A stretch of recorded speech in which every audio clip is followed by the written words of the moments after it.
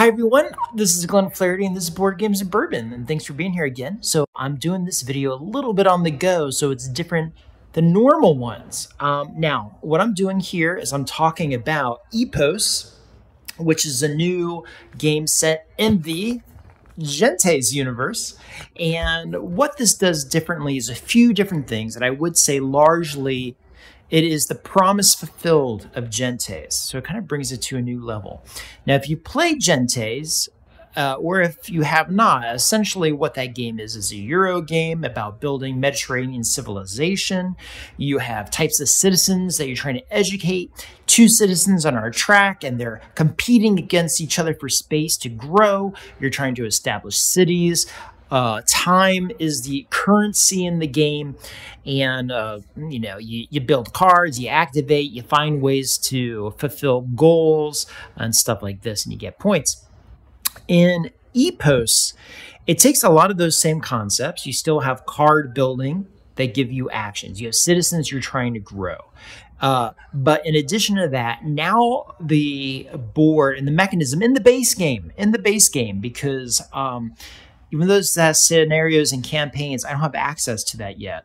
But in the base game, it's a lot more like Concordia, because you are sprouting out and you're trying to get your population in different areas, okay? But instead of just building one city and activating a city, you can do individual citizens. And when you do the individual citizens, they can spread out a little bit more and to tap into more areas to get more resources.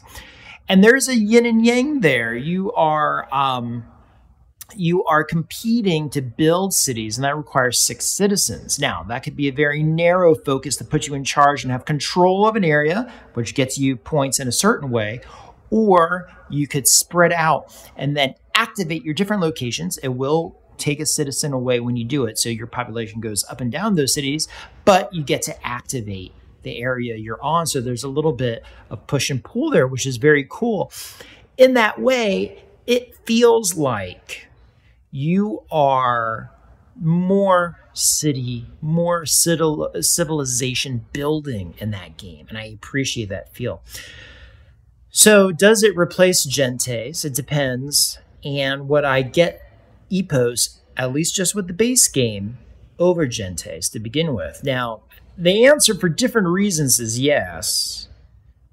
But the thing that might get you is price point. I don't know what the price point is. I just imagine that when you have scenarios and campaign, it's going to be a bigger game, a more overwhelming game.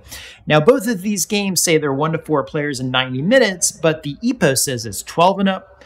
The original Gentes says 14 and up. I do not discern anything that's more complicated about it, but there certainly will be more content. I can tell you that in Epos, I can see meeples that are going to be boats, things that look like they're going to be roads, perhaps, that are built into the game. I think that's pretty cool. Okay. And the board evolves. You start with portions of the board hidden, and then they become revealed, which I think will be pretty neat when that comes out. But now, what are the different reasons? Well, if you're jumping into this game and you want a classic Euro feel, you want a classic mechanisms, you want 2 great games. Gentes was very innovative, especially with the citizen track that they're competing against each other. You have that combined with Concordia, another game that is just a stalwart of Euro gaming. 2 classical things combined give you the Epos. So it's like you're getting 2 in 1, and you're really on a strong start there if you wanted that experience. If you love Gentes and now you're ready for a new experience, that's why that player might want Epos as well. Okay, so different reasons there, but you know it's a bigger box, probably a higher price point. That's fine, because this hobby ain't cheap. But the experiences were very cool, very solid, well made, feels good in the hand, has the look that you want, and interesting. So, but now that's as far as I can say. No one, I don't know, unless it's just me. I only have the instructions to the base game, but very solid, and that's all anyone knows. So if more becomes revealed, I will let you know. But until then, take care. I'll talk to you soon.